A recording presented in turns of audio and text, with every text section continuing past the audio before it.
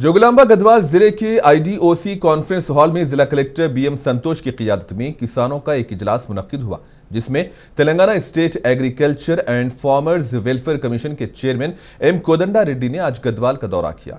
इसी दौरान इन्होंने किसानों से बात की। कहा कि हुकूमत खुराक फराहम करने वाले किसानों को कानूनी तहफ़्फ़ुज़ फराहम करेगी। इन्होंने कहा कि हम कपास की पैदावार में चीन जैसे ममालिक से भी मुकाबला करने के काबिल बन गए हैं।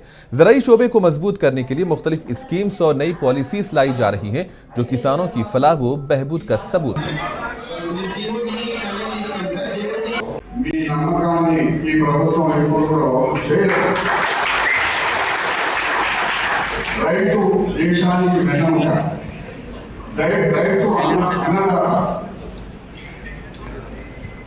కాంగ్రెస్ పార్టీ ఎప్పుడు అధికారానికి వస్తే అప్పుడు సంస్కరణ తీసుకుంటుంది.